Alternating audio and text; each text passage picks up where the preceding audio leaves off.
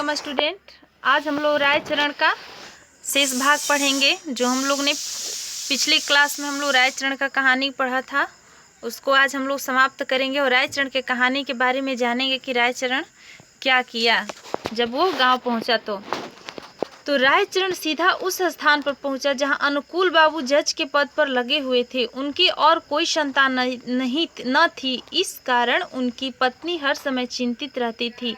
अनुकूल बाबू कचहरी से आकर कुर्सी पर बैठे थे और उनकी पत्नी एक बाजारू दवा बेचने वाले से दवा खरीद रही थी। काफी दिनों बाद अचानक अपने वृद्ध रायचरण नौकरों को देखकर वह चकित रह गई।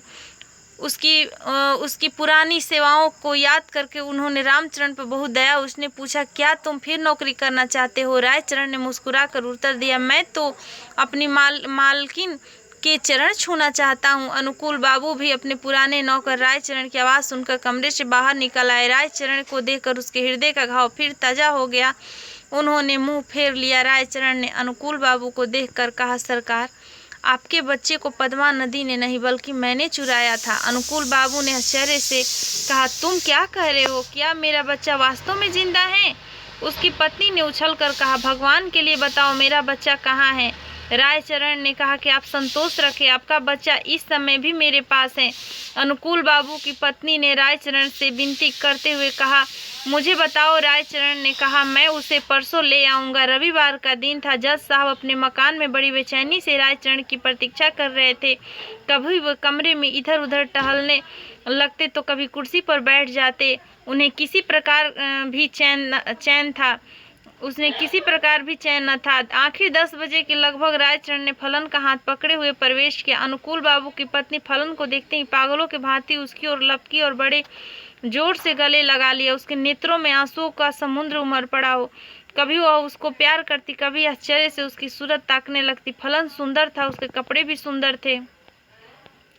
अनुकूल बाबू के हृदय में पुत्र प्रेम का आवेश उत्पन्न हुआ, किंतु थोड़ी ही देर बाद पुत्र प्रेम का स्थान कानूनी भावना ने ले लिया। उन्होंने रायचरण से पूछा, भला क्या प्रमाण है कि यह बच्चा मेरा ही है? रामचरण ने उत्तर दिया, इसका उत्तर मैं क्या दूं सरकार? इस बात का विश्वास परमात्मा के सिवा और किसी को नहीं हो सकता कि बच्चा मैं ही चुराया था।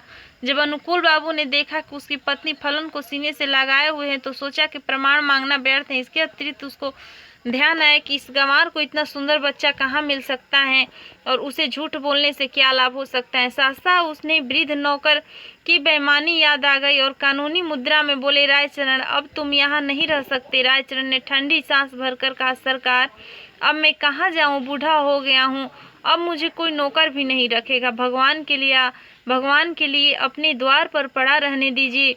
उनकी पत्नी बोली, रहने दीजिए ना इसे यहाँ, हमारा क्या नुकसान है? हमारा बच्चा भी इसे देखकर प्रसन्न रहेगा।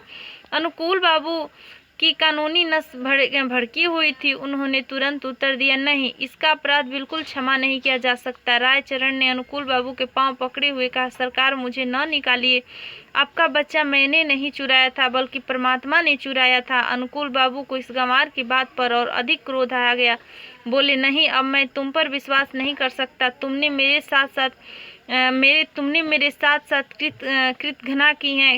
रायचरण ने फिर कहा, सरकार, मेरा कोई अपराध नहीं है। अनुकूल बाबू ने त्योरी पर बल डालते हुए कहा, तो फिर किसका अपराध है? रायचरण ने कहा कि मेरे भाग्य का, परंतु कोई शिक्षित व्यक्ति भाग्य का अस्तित्व स्वीकार नहीं कर सकता। फलन को जब यह पता चला कि वास्तव में वह एक धनी व्यक्ति का पुत्र है तो उसे रायचरण की इस चेष्टा पर बहुत क्रोध आया कि उसे इतने दिनों तक क्यों उसे कष्ट में रखा। फिर रायचरण को देखकर उसे दया भी आ गई और उसने अनुकूल बाबू से कहा कि पिताजी, इसको क्षमा कर दीजिए। यदि आप इसे अपने साथ नहीं रखना चाहते तो इसको थोड़ी सी पेंशन निर्धारित कर दे। यह सुनने के बाद रायचरण ने अपने बेटे को अंतिम बार देखा और चुपचाप अनुकूल बाबू की कोठी से निकलकर कहीं चला गया। महीना समाप्त होने पर अनुकूल बाबू ने रायचरण के गांव रुपया भेजा, किंतु मनी ऑर्डर वापस आ गया। गांव में अब इस नाम का कोई व्यक्ति नहीं था। धन्यवाद।